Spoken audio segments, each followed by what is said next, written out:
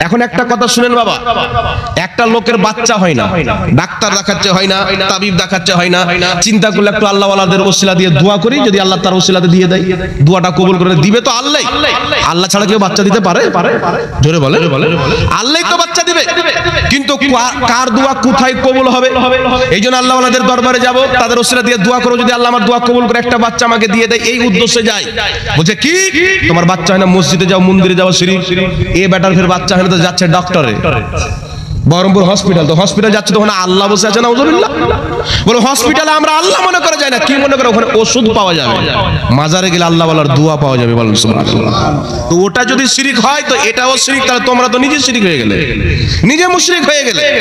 তো বুঝতে হবে আল্লাহ ওয়ালাদের মাজার কেউ আল্লাহ মনে করে যায় না, আল্লাহর নেক বান্দার মাজার জান্নাতের বাগান মনে করে যায়। সেখানে দোয়া করলে আল্লাহ দোয়া কবুল করবে। উঠাও কোরআন সূরা মারইয়ামের মধ্যে আছে, হযরতে জাকারিয়া বয়স্ক হয়ে গেছেন, স্ত্রীর সাথে সাক্ষাৎ করার শক্তি রাখেন না। আল্লাহ পাক বলছেন জাকারিয়া তোমাকে একটা সন্তান দেব। বলছে আল্লাহ এই বয়সে আমাকে সন্তান দিবে? আমার তো কিছুই নাই, বয়স খাল্লাস, এই বয়সে আমাকে সন্তান দিবে? হযরতে জাকারিয়া কোথায় দোয়া করেছিলেন? যেই জায়গাতে মারইয়াম রাদিয়াল্লাহু তাআলা আনহা নামাজ পড়তেন, তিনার নামাজের জায়গাতে দোয়া করেছিলেন। ওই জায়গার বরকতে আল্লাহ তিনার দোয়া কবুল করে বুড়া বয়সে তিনাকে একটা সন্তান দান করলেন। জোরে বলেন সুবহানাল্লাহ। তার কারণে সাহাবায়ে কেরাম মুসিবতে পড়ে কোথায় যেতেন?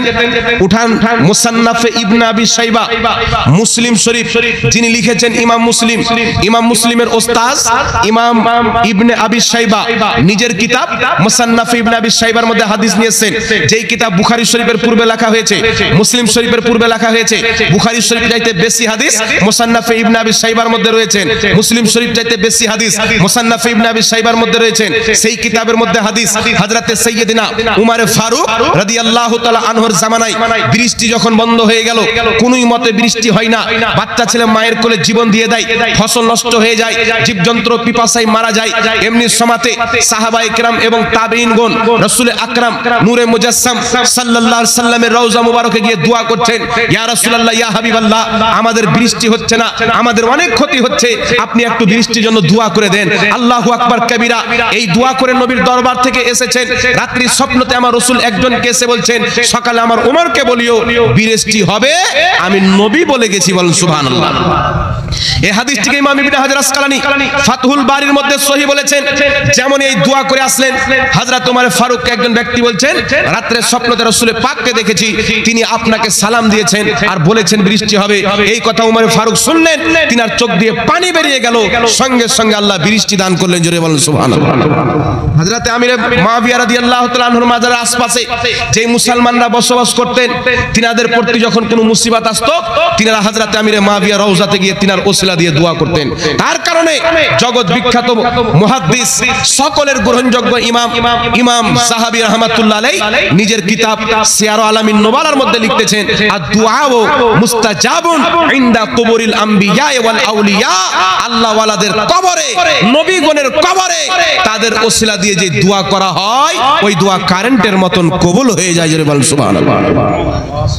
তার কারণে জগৎ বিখ্যাত কিতাব ফাতাওয়া শামির মধ্যে রয়েছেন ইমাম শাফি রাহমাতুল্লাহ আলাইহি, তিনি বলছেন, ইমাম শাফি কে লক্ষ লক্ষ হাদিসের হাফিজ, শাফি মাযহাবের ইমাম, মুজতাহিদ।